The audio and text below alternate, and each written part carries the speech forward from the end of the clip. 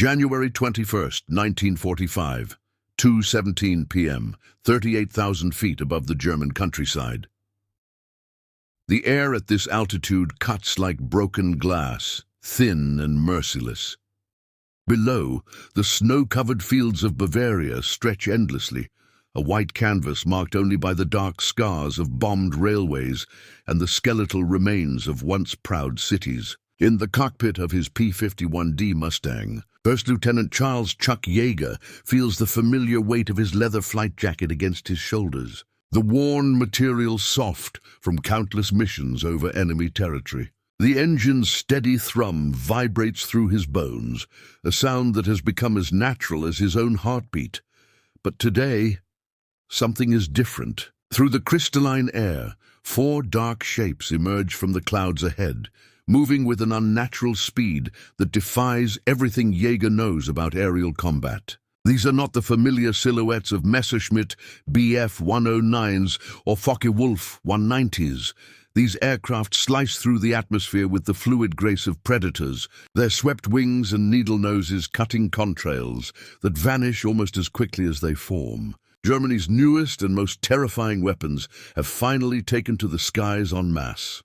The Messerschmitt Me 262 Schwalbe, the world's first operational jet fighter, the metallic taste of adrenaline floods. Yeager's mouth as he watches these revolutionary machines close the distance at nearly 600 miles per hour. The Jumo 004 turbojet engines, leaving twin trails of exhaust that shimmer like heat mirages in the frozen air. In these final months of the Third Reich's existence, as Allied forces press ever closer to Berlin, the German Luftwaffe has unleashed its most desperate gambit, aircraft that represent a quantum leap in aviation technology, machines that should, by all logical calculations, render propeller-driven fighters like Yeager's Mustang obsolete overnight.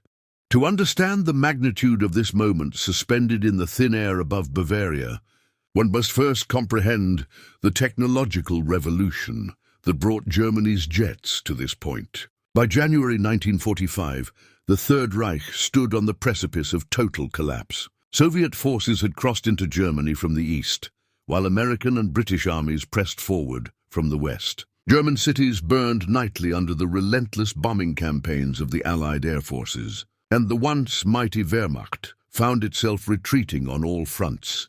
Yet in the secret facilities scattered across occupied Europe, German engineers had been laboring since 1939 on projects that promised to alter the very nature of aerial warfare. The Messerschmitt Me 262, conceived by the brilliant but troubled mind of Willy Messerschmitt, represented more than just an incremental improvement in fighter design. It was a glimpse into the future of aviation itself. With a top speed exceeding 540 miles per hour and an operational ceiling of nearly 40,000 feet, the Me 262 could outrun and outclimb any Allied fighter then in service. The aircraft's development had been fraught with delays and political interference. Adolf Hitler, obsessed with offensive capabilities, had initially insisted that the Me 262 be configured as a bomber rather than a fighter, a decision that cost precious months of development time. By the time sanity prevailed and the aircraft was properly configured for air-to-air combat, Germany's situation had become desperate. Raw materials were scarce, experienced pilots were few, and the fuel needed to train new aviators was virtually non-existent. Nevertheless, by early 1945, small numbers of Me 262s had begun appearing over German airspace, flown by elite pilots from Kampfgeschwader 51 and Jagdgeschwader 7. These encounters had proven devastating for Allied bomber formations, as the jets could approach at speeds that made interception by escort fighters nearly impossible. Unleash their devastating armament of 4 30mm Mk-18 cannons and escape before the slower propeller-driven aircraft could respond effectively. Allied intelligence reports spoke of these encounters in hushed, almost reverent tones. B-17 and B-24 crews returned from missions over German industrial targets with accounts of aircraft that seemed to materialize from nowhere. streak through their formations like silver phantoms, and vanish into the distance while their gunners struggled to track targets moving at unprecedented velocities. The psychological impact was as significant as the physical damage. For the first time since achieving air superiority over Europe, Allied airmen faced an enemy that possessed a technological advantage so pronounced that it called into question the very foundations of their aerial strategy. The German pilots who climbed into the cockpits of these revolutionary machines carried with them expectations, forged by years of technological superiority and early wartime victories. Major Walter Nowotny, one of the Luftwaffe's most decorated aces with 258 confirmed kills, had declared upon first flying the Me-262 that it felt like being shoved by the hand of God. The jet's acceleration was unlike anything in the propeller-driven world, a smooth, inexorable push that pressed pilots back into their seats as the aircraft gathered speed with mechanical precision. For pilots like Oberleutnant Georg Peter Eder and Hauptmann Heinz Beer, veterans who had survived years of increasingly desperate aerial combat, the Me-262 represented salvation. Here, finally, was an aircraft that could restore German air superiority, that could sweep the skies clean of Allied bombers and fighters through sheer technological dominance. The mathematics seemed irrefutable, with a speed advantage of nearly 200 miles per hour over the fastest Allied fighters. The jets could choose when and where to engage, striking with impunity before disappearing into the vastness of the sky. These expectations were not entirely unfounded. In the hands of experienced pilots, the Me-262 had proven devastatingly effective. On November 8, 1944, a single staffel of jets had shot down 4 P-51 Mustangs without loss. 2 days later, another formation had destroyed 5 B-24 Liberators in a single pass through a bomber formation. The aircraft's 4 30mm cannons could tear apart Allied aircraft with just a few well-placed rounds, their high-explosive shells capable of severing control cables, puncturing fuel tanks, and shattering engines with mechanical efficiency. But the reality of aerial combat in 1945 proved far more complex than German engineers and pilots had anticipated. Despite its revolutionary performance, the Me-262 suffered from critical vulnerabilities that became apparent only through sustained operational use. The Jumo 004 engines, marvels of engineering though they were, possessed a service life of merely 25 hours between major overhauls. They were sensitive to rapid throttle movements, prone to flameouts at high altitude, and vulnerable to foreign object damage. More critically, the engines required nearly 30 seconds to spool up from idle to full power, an eternity in the context of aerial combat where survival often depended on split-second reactions. The aircraft's high landing speed, necessitated by its swept-wing design and heavy weight, made it vulnerable during the approach phase when the jets were slow, low, and unable to maneuver effectively. Allied pilots quickly learned to patrol German airfields, waiting for the moments when the jets were most vulnerable, during takeoff and landing when their speed advantage disappeared and their revolutionary technology became a liability rather than an asset. Perhaps most significantly, the Me-262's very sophistication worked against it in the resource-starved environment of late-war Germany. Each aircraft required specialized maintenance equipment, exotic materials, and highly trained technicians, luxuries that the collapsing Reich could ill afford. Many jets sat grounded not because of battle damage, but because of the lack of spare parts, qualified mechanics, or the high-octane fuel needed to keep their temperamental engines running.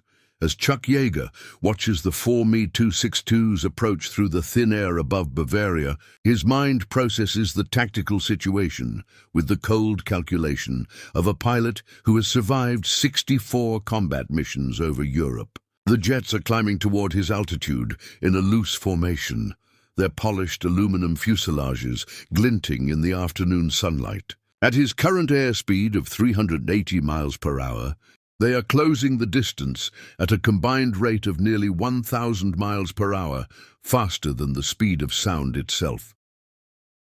In the documented account of this engagement, preserved in the mission reports of the 357th Fighter Group, Yeager later described his initial reaction not as fear, but as curiosity. Here was an opportunity to test American pilot training and aircraft design against Germany's most advanced technology under actual combat conditions. The outcome would depend not merely on the relative performance specifications of the opposing aircraft, but on the tactical acumen, training, and adaptability of the men who flew them. The lead Me-262, piloted by Unteroffizier Klaus Neumann, a 22-year-old veteran of the Russian front with 18 confirmed kills, had spotted Yeager's lone Mustang from a distance of nearly 10 miles. The German pilot's tactical manual called for a high-speed pass from above and behind, using the jet's superior velocity to close within cannon range, deliver a devastating burst of fire, and then extend away before the enemy could respond. It was a proven technique that had accounted for dozens of Allied aircraft in the preceding months, but Neumann and his wingmen were operating under assumptions that had been valid in earlier phases of the war, but were becoming increasingly obsolete as 1945 progressed. They expected to face bomber formations protected by fighters that would attempt to match their climb rate and speed, a futile exercise that would allow the jets to dictate the terms of engagement. They anticipated opponents who would react conventionally, turning into the attack and attempting to engage in traditional dogfighting, maneuvers that would play directly into the Me-262's performance advantages. What they encountered instead was something far more dangerous. An American pilot who had internalized not just the technical specifications of his aircraft, but the broader strategic situation that gave context to this aerial encounter. Yeager understood that by January 1945, Germany's jet program, while technologically impressive, was fundamentally a desperate attempt to offset massive disadvantages in pilot training, fuel availability, and overall strategic position.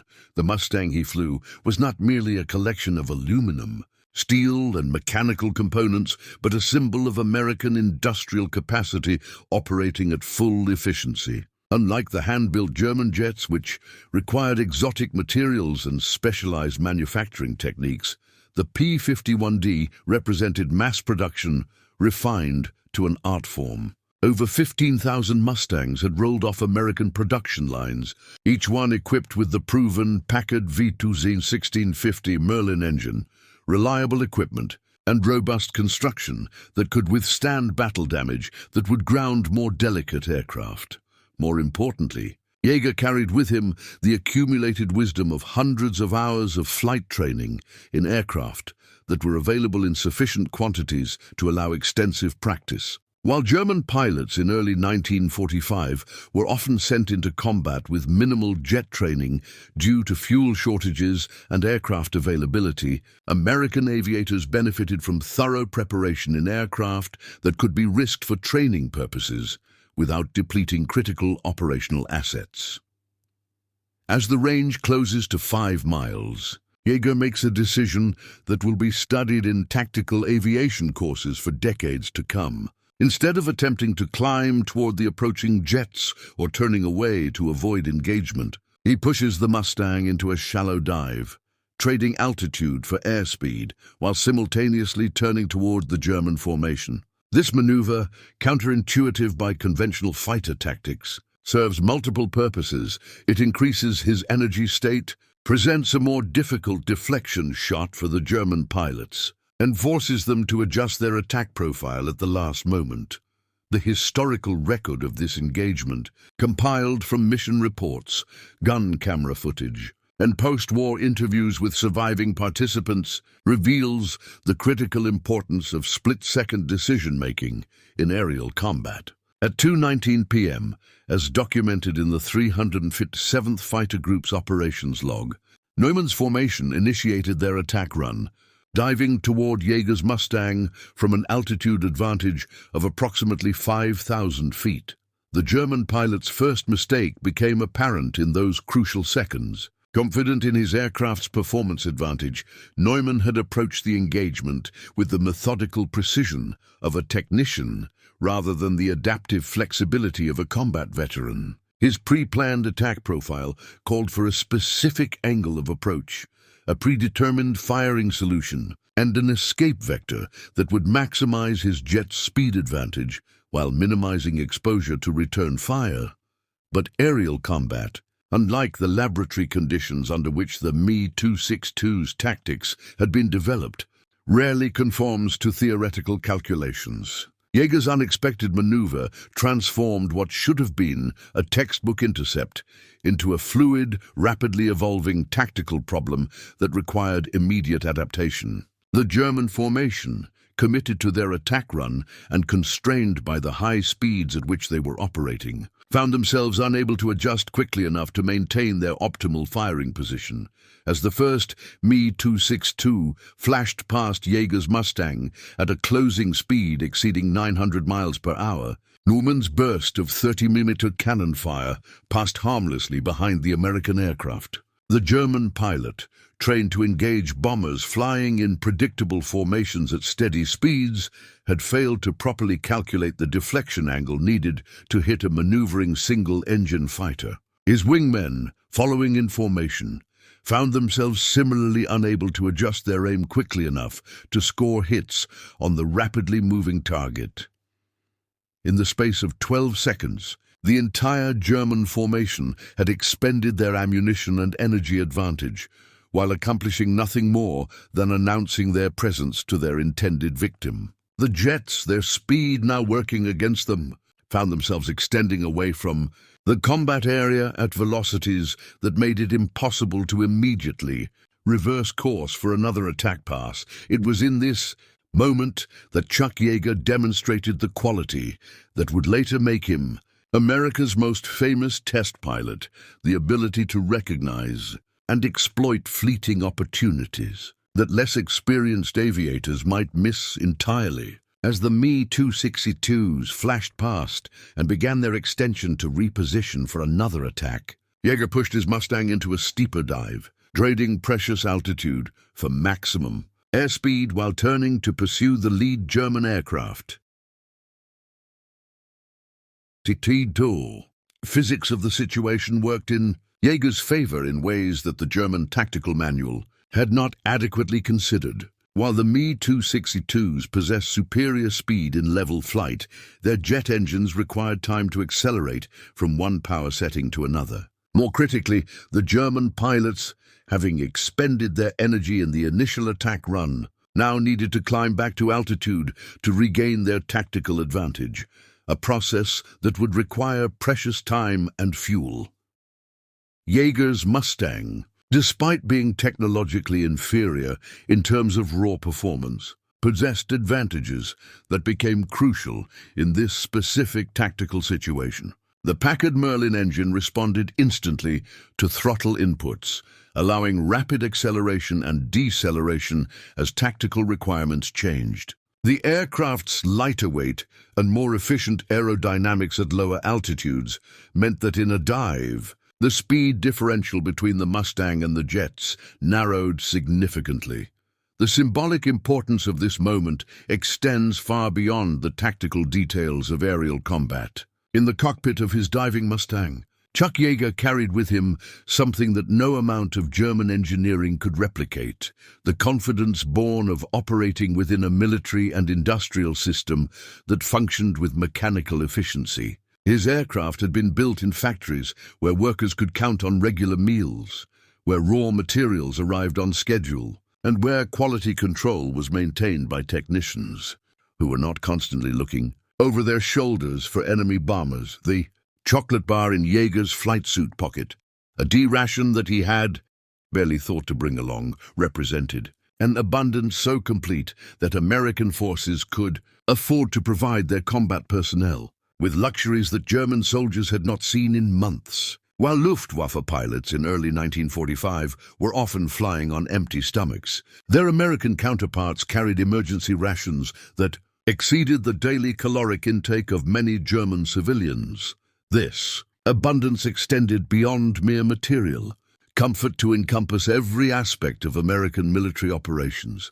Yeager's P-51D was one of thousands of identical aircraft, supported by a logistics network that stretched from factories in California to air bases in England. If his Mustang was damaged or destroyed, another would be available within days, flown by pilots who had benefited from hundreds of hours of training in aircraft that America could afford to risk for educational purposes. The German pilots fleeing ahead of him operated under entirely different constraints. Each Me-262 represented months of irreplaceable manufacturing effort, utilizing materials that were becoming increasingly scarce as Allied bombing campaigns targeted German industrial facilities. The engines powering their aircraft had been built by slave laborers working under horrific conditions, their quality compromised by sabotage, material shortages, and the general chaos of a collapsing industrial system. More significantly, the training that had prepared these German pilots for combat had been truncated by fuel shortages and aircraft availability. While Yeager had accumulated over 400 hours of flight time before his first combat mission, many German jet pilots in early 1945 were flying operationally with fewer than 50 hours total time in type. The theoretical superiority of their aircraft could not compensate for the fundamental disadvantage of inadequate preparation.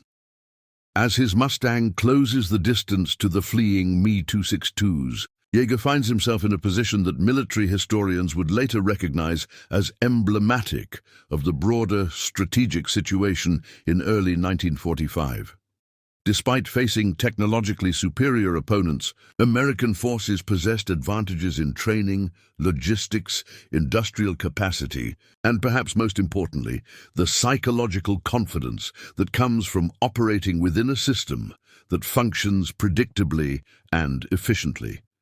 The lead German aircraft, now less than 800 yards ahead, presents Yeager with a deflection shot that requires precise calculation of lead angle, target speed, and projectile ballistics. But the American pilot's training, conducted in aircraft that were available in sufficient quantities to allow extensive gunnery practice, has prepared him for exactly this type of engagement. His 650 caliber machine guns, loaded with a mixture of armor-piercing and incendiary ammunition, possess the range accuracy needed to engage targets at extended distances.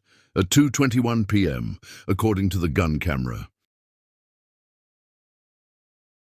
At 2:21 p.m., according to the gun camera footage that would later be analyzed by intelligence officers seeking to understand the tactical employment of German jet aircraft, Chuck Yeager fired a 3-second burst at Unteroffizier Klaus Neumann's Me-262 from a range of approximately 700 yards. The convergence of his machine guns had been set at 300 yards. But at this extended distance, the cone of fire was wide enough to encompass the German aircraft's entire fuselage.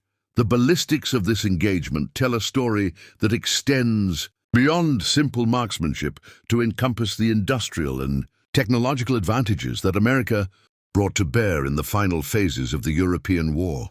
Yeager's ammunition had been manufactured in plants where quality control was maintained by workers who understood that their output would determine whether American pilots lived or died in combat. Each .50 caliber round had been inspected, tested, and loaded by technicians who took personal pride in their work. The incendiary rounds that struck Neumann's Me-262 found their target at the most vulnerable point in any jet aircraft, the fuel system. Unlike the self-sealing fuel tanks that had become standard in American aircraft by 1943, German jets still relied on conventional fuel cells that were vulnerable to fire when punctured. The phosphorus-based incendiary compounds that ignited Neumann's fuel supply had been developed in American chemical laboratories where researchers had access to the best materials, equipment, and scientific talent that industrial democracy could provide. As flames erupted from the German aircraft's port engine, transforming the sleek jet into a falling comet, trailing smoke and fire across the Bavarian landscape, the symbolic significance of the moment became apparent. Here was German technology at its most advanced, a glimpse into the future of aviation itself, being destroyed by an American pilot flying an aircraft that represented not cutting-edge innovation, but the perfection of mass production and systematic training. The remaining three Me-262s, witnessing their leader's destruction, faced a tactical situation that their training had not prepared them to handle. Their doctrine called for high-speed attacks, followed by rapid extension to avoid engagement with enemy fighters. A strategy that worked well against bomber formations, but proved inadequate when facing a single, aggressively maneuvered fighter that refused to be intimidated by technological superiority. Oberleutnant Hans Waldmann, flying the second Me-262 in the formation, attempted to reverse course and engage Jaeger's Mustang in traditional air-to-air combat. But the German pilot's inexperience with jet tactics became immediately apparent as he pulled his aircraft into a tight turn that caused his engines to flame out, a common problem with early jet power plants when subjected to rapid maneuvering at high altitude. Without power, Waldmann's Me-262 became a glider with the aerodynamic characteristics of a falling brick. The aircraft's swept wings, designed for high-speed flight, provided inadequate lift at the low speeds necessitated by engine failure. As Jaeger watched from above, the German pilot struggled to restart his engines while simultaneously attempting to glide toward friendly territory, a near impossible task at 35,000 feet altitude. The remaining two German aircraft, now facing the prospect of engaging an American fighter that had already demonstrated its ability to destroy their technologically superior comrades, made the tactical decision that combat pilots throughout history have faced when confronted with unfavorable odds. They abandoned the engagement and fled toward their home base at maximum speed. The transformation that occurred in those brief minutes above Bavaria extended far beyond the immediate participants in this aerial encounter.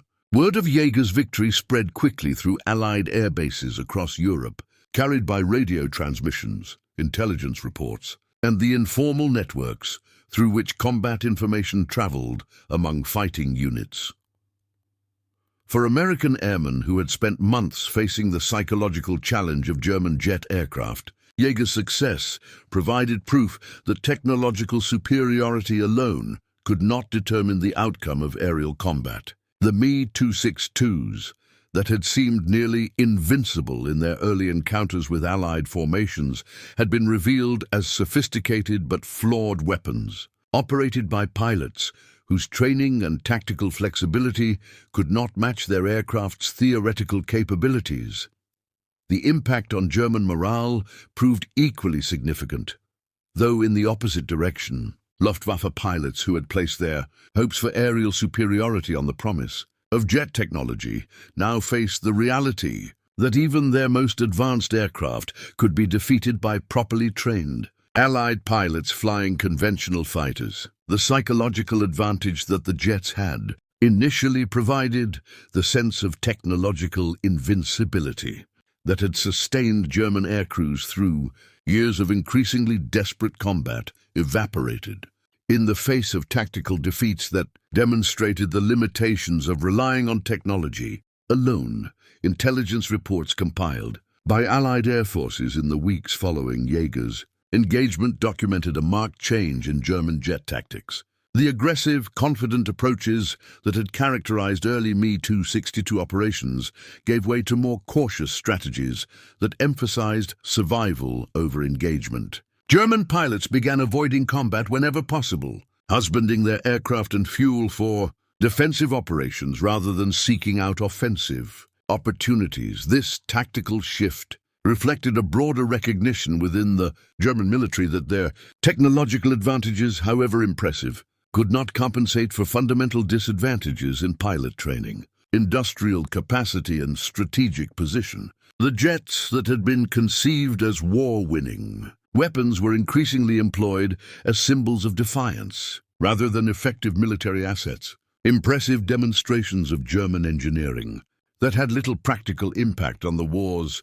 outcome. For Chuck Yeager personally, the engagement marked a transformation from accomplished fighter pilot to legendary figure whose exploits would be studied and emulated for generations. But more importantly, his victory validated American approaches to pilot training, aircraft design, and tactical employment that emphasized adaptability, thorough preparation, and the intelligent use of available resources rather than reliance on technological superiority alone. The chocolate bar that remained untouched in Yeager's flight suit throughout the engagement served as a continuing reminder of the abundance that underlay American military operations. While German pilots flew combat missions on empty stomachs, sustained by nothing more than adrenaline and ideology, their American counterparts carried emergency rations that exceeded the nutritional intake of many European civilians. This disparity in basic sustenance reflected deeper differences in the industrial and social systems that supported the opposing air forces. American aircraft factories operated with workers who were well-fed, properly housed, and motivated by wages that allowed them to support their families in comfort. German aircraft production, by contrast, increasingly relied on slave labor, foreign workers, and German civilians, whose loyalty was maintained through fear rather than genuine commitment to the war effort. As the surviving German aircraft disappeared into the distance, trailing exhaust contrails that quickly dissipated in the thin air, Chuck Yeager turned his Mustang toward the west and began the long flight back to his base in England. The engagement that would be remembered as one of the most significant aerial combats of the European War had lasted less than 4 minutes from initial contact to final disengagement, a brief interval that encapsulated months of technological development, tactical evolution, and strategic calculation. The gun camera footage from Yeager's aircraft, developed and analyzed by intelligence officers within hours of his return, provided the first clear documentation of an American fighter's successful engagement with multiple German jets under conditions that allowed detailed study of the aircraft's performance characteristics and tactical employment. The film revealed vulnerabilities in German jet operations that would be exploited by Allied pilots in subsequent encounters, contributing to the rapid degradation of German air power in the war's final months. But the significance of this encounter extended beyond immediate tactical lessons to encompass broader questions about the relationship between technology and human factors in military operations. The Me-262, despite its revolutionary design and impressive performance specifications, had been defeated by a combination of superior pilot training, tactical flexibility, and the confidence that comes from operating within a system that functions predictably and efficiently.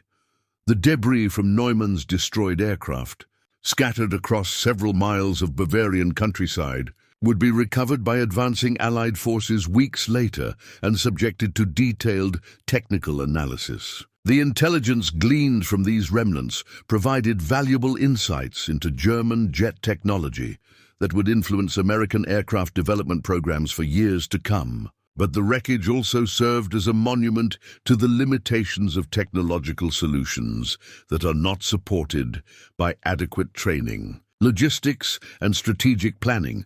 Oberleutnant Hans Waldmann, the German pilot whose engines had flamed out during the engagement, managed to restart one power plant at low altitude and limped back across German lines in an aircraft that would never fly again.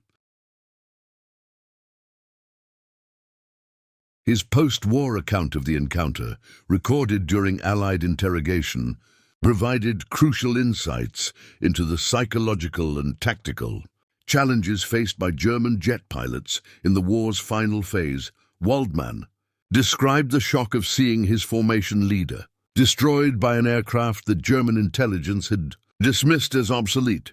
and the realization that technological superiority meant nothing without the training and experience needed to employ it effectively. His Me-262, damaged by the engine restart procedure and lacking spare parts for proper repair, was cannibalized to keep other aircraft operational, a practice that had become common throughout the German Air Force as industrial production collapsed under Allied bombing.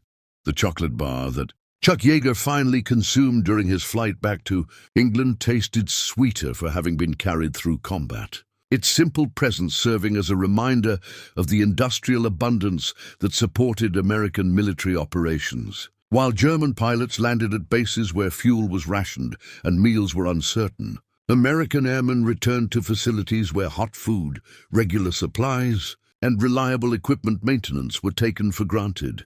This disparity in basic logistics reflected the fundamental differences between democratic and totalitarian approaches to military organization. American air bases functioned as communities where personnel at all levels understood their roles and performed them efficiently because they believed in the cause for which they fought. German military installations increasingly operated through coercion and fear, with declining effectiveness as morale collapsed and resources became scarce. The ripple effects of this brief aerial encounter spread outward through both military and civilian populations on both sides of the conflict. Allied newspapers, subject to wartime censorship but hungry for positive stories about American military prowess, seized upon Yeager's victory as evidence that American pilots and aircraft could defeat Germany's most advanced weapons. The story was simplified and dramatized for public consumption,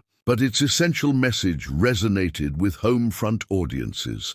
American technological and human resources were proving superior to German innovations that had initially seemed threatening. German propaganda, by contrast, faced the challenge of explaining how their most advanced aircraft could be defeated by conventional American fighters. The official response emphasized the numerical superiority of Allied forces, while downplaying the tactical and training advantages that had enabled Yeager's success. But German military personnel who understood the technical details of the engagement recognized its broader implications for their air forces. Prospects in the remaining months of the war. Within the American military establishment, Yeager's victory provided validation for training programs and tactical doctrines that emphasized adaptability over rigid adherence to technical specifications. The success demonstrated that properly prepared pilots flying reliable aircraft could overcome technological disadvantages through superior tactics, training, and tactical flexibility, lessons that would influence American military aviation for decades to come. The industrial implications were equally significant. American aircraft manufacturers, already producing fighters and bombers in unprecedented quantities, gained confidence that their existing designs remained competitive with the latest German developments. This allowed resources to be concentrated on improving production efficiency and developing next-generation aircraft rather than rushing inferior designs into production to counter perceived technological gaps. For the German aviation industry, Yeager's victory represented a devastating blow to hopes that jet technology could restore air superiority over Europe. The Me-262 program, already constrained by material shortages and production difficulties, faced the additional challenge of explaining why expensive, technologically advanced aircraft were being shot down by conventional American fighters flown by well-trained pilots. The psychological impact on German civilian morale proved particularly significant as news of jet aircraft defeats filtered through official channels and informal networks. Citizens who had been told that German technological superiority would eventually turn the tide of war began to question whether their sacrifices were leading toward victory or merely prolonging an inevitable defeat. The symbolic power of a single chocolate bar, carried casually in an American pilot's flight suit, represented abundance so complete that it could be taken for granted even in combat situations. German soldiers and civilians, many of whom had not seen chocolate in months, would have regarded such casual plenty as evidence of American material superiority that extended far beyond military equipment to encompass the entire industrial and social system that supported the war effort. In the months that followed, as winter gave way to spring and Allied forces pressed ever closer to Berlin, the tactical lessons learned from Chuck Yeager's encounter with German jets were disseminated throughout American fighter squadrons operating over Europe. Pilots learned to exploit the vulnerabilities that had been revealed in German jet operations. Their slow acceleration, their need to climb for energy advantage, and their pilots' relative inexperience with the tactical employment of revolutionary technology. The success bred more success as American fighter pilots gained confidence in their ability to engage and defeat German jets under the right circumstances. The psychological advantage that the Me-262s had initially enjoyed, the fear of facing technologically superior opponents, evaporated as pilots realized that proper tactics and aggressive flying could overcome theoretical performance advantages. German jet operations, meanwhile, became increasingly cautious and defensive as pilots recognized that their aircraft's sophistication made them valuable targets that could not be risked in unnecessary engagements. The jets that had been designed to sweep Allied aircraft from European skies were increasingly employed in defensive roles, attempting to intercept bomber formations while avoiding contact with escort fighters whenever possible. This tactical shift reflected broader changes in German military strategy as the war entered its final phase. Resources were no longer sufficient to support offensive operations, and advanced weapons like the Me-262 were reserved for last-ditch defensive efforts that had little chance of altering the war's ultimate outcome. The jets became symbols of German technological achievement rather than effective military weapons. Impressive demonstrations of engineering skill that could not compensate for fundamental strategic disadvantages. The intelligence value of Yeager's encounter extended beyond immediate tactical applications to influence post-war American aircraft development programs. The vulnerabilities revealed in German jet operations provided valuable insights into the challenges of transitioning from propeller-driven to jet-powered military aviation, lessons that would prove crucial as American manufacturers began developing their own jet fighters in the war's aftermath. But perhaps most significantly, the engagement demonstrated the continuing importance of human factors in military aviation, even as technology became increasingly sophisticated. The most advanced aircraft in the world could not compensate for inadequate pilot training, insufficient tactical flexibility, or the psychological disadvantages of operating within a failing military system that could no longer provide adequate support for its personnel. The chocolate that Chuck Yeager finally consumed during his return flight to England represented more than simple sustenance. It symbolized an entire industrial and social system that could afford to provide its military personnel with luxuries that their opponents could not obtain even as necessities. This abundance extended beyond material items to encompass training opportunities, equipment reliability, and the psychological confidence that comes from operating within organizations that function efficiently and predictably. As spring arrived in Europe and Allied armies crossed the Rhine River to begin their final advance into Germany, the lessons learned from aerial encounters like Yeager's victory over the German jets began to influence broader strategic planning for the post-war period. American military leaders recognized that technological superiority alone could not guarantee success in future conflicts, that human factors, training programs, and industrial capacity would remain crucial determinants of military effectiveness. Regardless of advances in aircraft design, the symbolic importance of individual chocolate bars evolved into comprehensive programs designed to ensure that American military personnel would continue to enjoy material advantages over potential adversaries. logistics networks that could deliver fresh food, reliable equipment, and adequate supplies to forces deployed anywhere in the world became central elements of post-war military planning, recognizing that morale and effectiveness depended as much on basic sustenance as on advanced weaponry.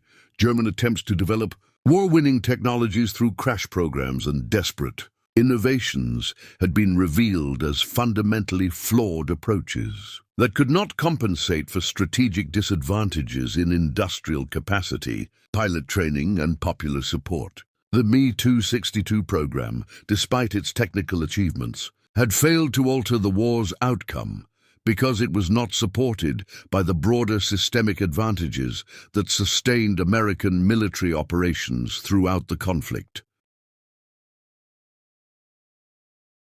The transformation of individual pilots like Chuck Yeager from skilled technicians to legendary figures reflected broader changes in how democratic societies understood the relationship between technology and human agency in military affairs.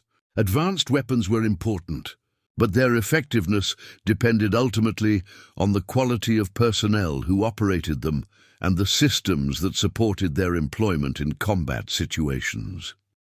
The debris from destroyed German jets scattered across the European countryside served as monuments to the limitations of technological solutions that were not integrated into comprehensive approaches to military effectiveness. The most sophisticated aircraft in the world could not overcome disadvantages in pilot training, fuel availability, maintenance support, and strategic position that characterized German military operations in the war's final phase. For historians seeking to understand the broader significance of these aerial encounters, the chocolate bar carried by an American pilot through combat serves as a perfect metaphor for the abundance that underlay Allied military success. While German forces operated under increasingly desperate constraints, American personnel took for granted luxuries that represented the productivity of democratic industrial systems operating at full efficiency.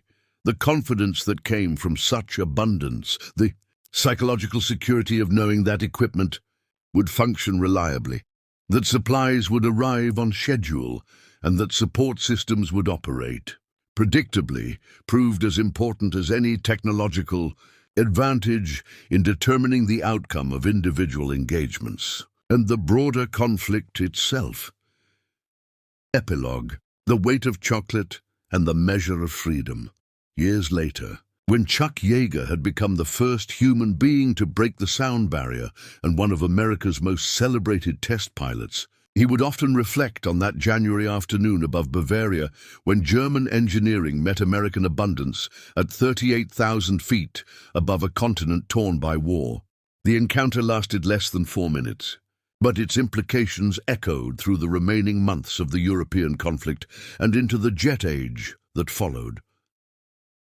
In the quiet moments before sleep, Yeager would sometimes remember the taste of that D-ration chocolate bar, consumed during his flight back to England after destroying one of Germany's most advanced aircraft with a fighter that represented not cutting-edge innovation, but the perfection of mass production and systematic preparation. The sweetness lingered in memory not because of its flavor, but because of what it represented. A nation so abundant that it could afford to send its warriors into battle carrying luxuries that their enemies had not seen in months. The German pilots who survived encounters with American jets, those few who lived to see the wars end and the occupation that followed, would later speak of their amazement at discovering the casual plenty that characterized Allied military operations. American air bases, where they were interrogated, possessed supplies and equipment in quantities that seemed almost magical to personnel who had operated under conditions of increasing scarcity throughout the conflict's final phase. The Me-262s that had promised to restore German air superiority lay scattered across European battlefields, their revolutionary technology unable to compensate for the systemic disadvantages that characterized a totalitarian society at war with democratic nations that possessed superior industrial capacity. better trained personnel, and the confidence that comes from fighting for principles rather than mere survival. But the real victory that day above Bavaria was not measured in aircraft destroyed or tactical advantages gained. It was found in the proof that freedom itself, expressed through democratic institutions, industrial abundance, and the kind of thorough preparation that characterizes societies where individuals matter, could overcome technological sophistication employed by systems that regarded human beings as expendable resources in service to ideological abstractions. Chocolate bar that sustained an American pilot through combat represented everything that totalitarian societies could never replicate. The casual abundance of democratic prosperity, the industrial efficiency of free enterprise, and the confidence that comes from fighting not for conquest or domination, but for the simple right to live freely in a world where such freedoms are protected and preserved.